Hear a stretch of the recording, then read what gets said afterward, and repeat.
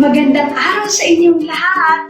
Ngayon ay panibagong linggo, panibagong pagkakataon na naman upang matuto mula sa salita ng ating Diyos. Ngayon, kung ikaw ay handa na dyan mula sa inyong mga tahanan, sa inyong mga bahay, pwede ba sumigaw kayo ng malakas na praise the Lord? Okay, sige, handang-handa na nga kayo. Tara na, simulan na natin ang ating Bethel Sunday School Online.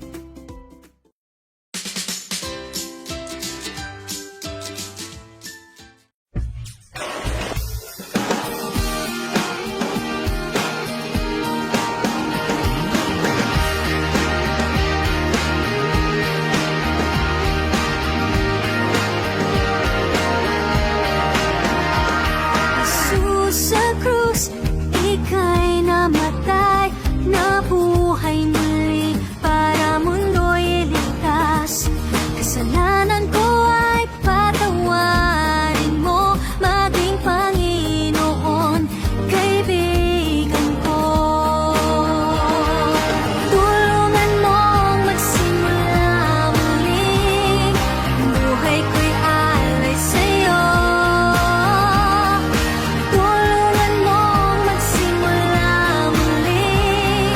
Buhay ko'y alay sa'yo.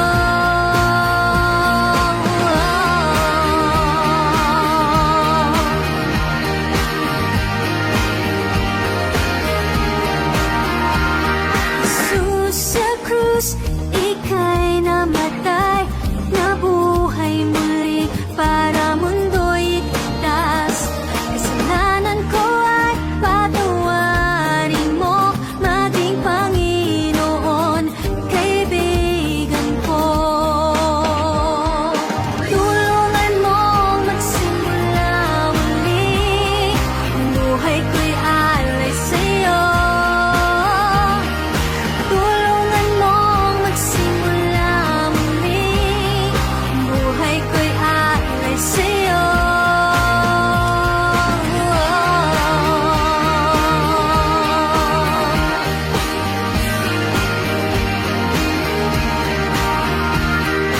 Tulungan mong magsimula muli, buhay ko'y alay sa'yo. Tulungan mong magsimula muli, magsimula muli, buhay ko'y alay sa'yo. Alay sa'yo.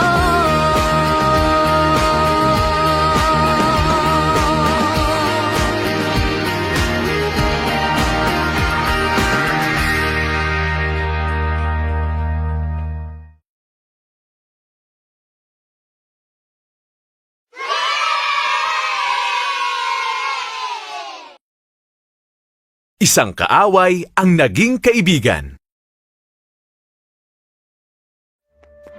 Si Saulo ay relihiyosong lalaki, isang Pariseo. Inisip niya na ang sino mang naniniwala kay Jesus ay nagkakalat ng kasinungalingan at dapat ikulong at parusahan ng kamatayan. Papunta si Saulo sa Damasco upang hulihin ang mga tagasunod ni Jesus. Bigla siyang napalibutan ng liwanag. Siya ay natumba sa lupa. Saulo, bakit ka galit sa akin? Sino ka, Panginoon? Tanong ni Saulo. Ako si Jesus, ang nais mong saktan. Sagot ng tinig. Pumunta ka sa Damasco. Doon mo malalaman ang dapat mong gawin. Tumayo si Saulo, ngunit nabulag siya. Dinala siya ng kanyang mga kaibigan sa isang bahay sa Damasco. Naghintay siya roon ng 3 araw. Wala siyang pagkain o inumin.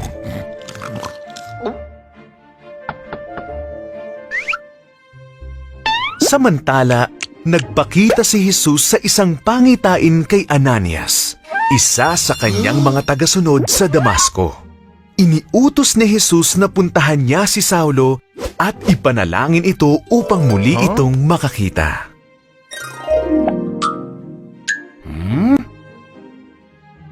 Ngunit nais ni Saulo na hulihin ang iyong mga tagasunod. Takot na sinabi ni Ananias, "Alam ko," sagot ni Jesus, "ngunit nais kong gamitin si Saulo upang malaman ng mga tao sa buong mundo ang tungkol sa akin."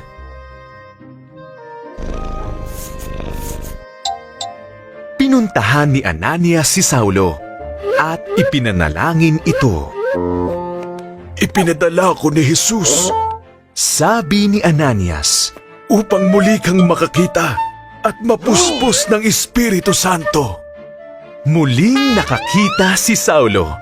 Pagkatapos siya ay nabautismuhan.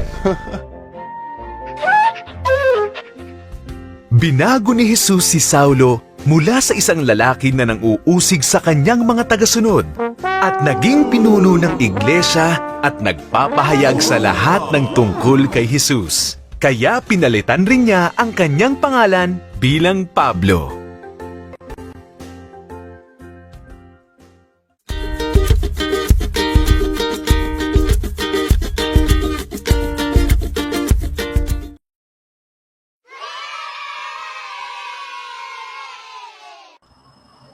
Isang mapagpalang araw sa inyong lahat. Welcome sa ating Bethel Sunday School Online. Naibigan ba ninyo ang ating kwento sa umagang ito? Magaling! Kung naibigan ninyo at naintindihan ang inyong mga kwentong narinig, ay mayroon akong mga katanungang inihanda para sa inyo. Handa na ba kayo sagutin ang mga ito? Tara, simulan na natin.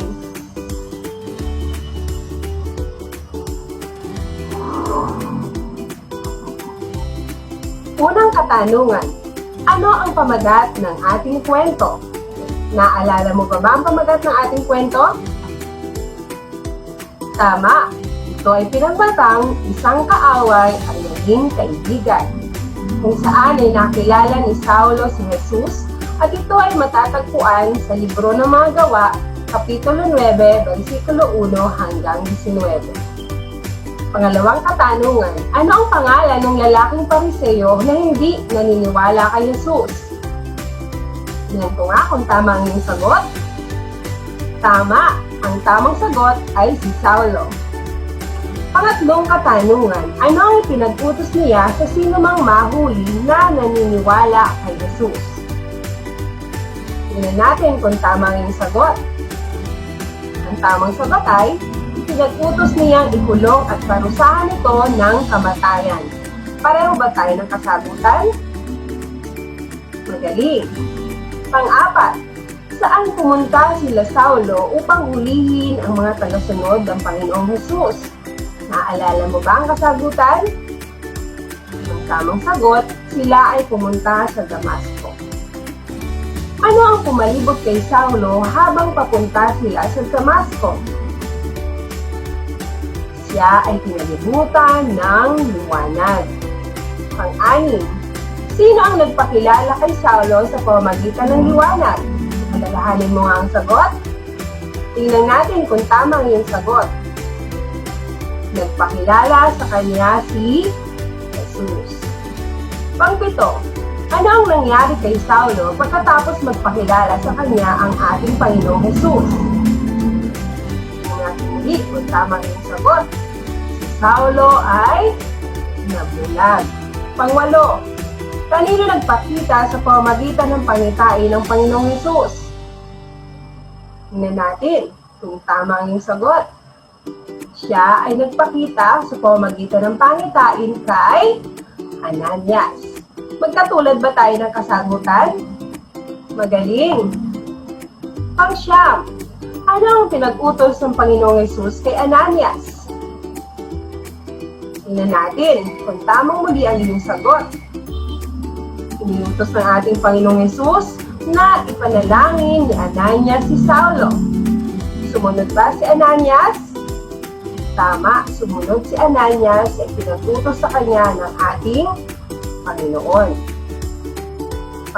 Pang-sampu at panghuli, Ano ang nangyari kay Saulo matapos ipanalangin ni Ananias at mabautismuhan? Alalahanin mo ang muli ang sagot? Tingnan natin kung tama ang iyong sagot. Magaling! Tama ang iyong kasagutan. Si Saulo ay naging puno ng iglesia at nagpahayag sa lahat ng tungkol kay Jesus. Ano ang aral na ating makukuha sa kwentong ating napanood at napakinggan ngayong umaga? Una, ang Panginoong Jesus ay nagmamahal sa atin, kaya naman, nais niya na tayo ay maging kaibigan niya. Nais mo rin bang maging kaibigan ng ating Panginoon? Naghihintay lamang ang ating Panginoon sa iyo. Pangalawa, hindi nalulugod ang Panginoon kung tayo ay nananatiling gumawa o gumagawa ng masama. Nalulungkot ang ating Panginoon katulad na lamang ng nangyari kay Saulo. Diba? Nalulungkot siya sapagkat kinakalaban ni Saulo ang ating Panginoong Jesus. Ngunit, hindi na kontento ang ating Panginoon na hanggang doon na lamang si Saulo, kundi gumawa siya ng paraan para makilala ni Saulo ang ating Panginoon. Pangatlo, kaya naman siya ay gumawa ng paraan upang tayo ay mabago sa mga mali nating gawi at ugali. Pang-apat, ang tanging lamang nating dapat gawin ay ang sumunod at manampalataya sa ating Panginoong Jesus.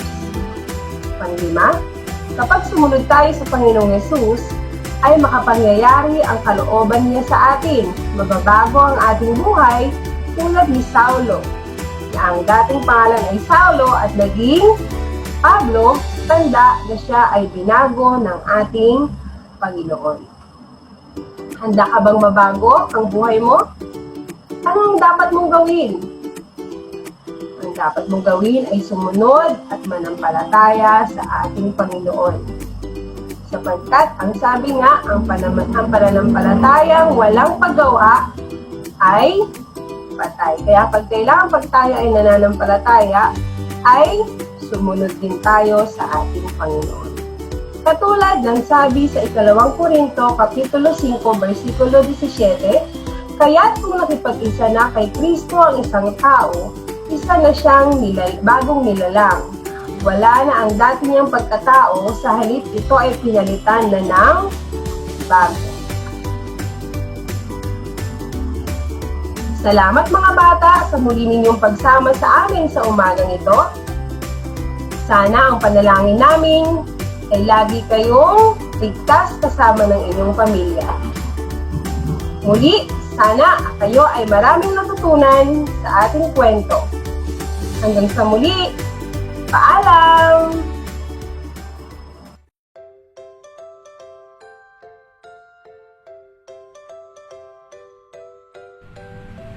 Second Corinthians chapter 5 verse 17. Therefore, if anyone is in Christ, the new creation has come. The old has gone, the new is here. 2 Corinthians 5 verse 17. Therefore, if anyone is in Christ, the new creation has come. The old has gone, the new is here. 2 Corinthians 5:17. Therefore, if anyone is in Christ, the new creation has come, the old has gone, the new is here.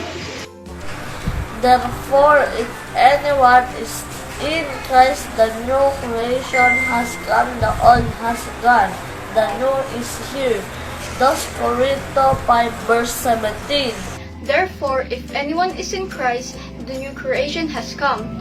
The old has gone, the new is here.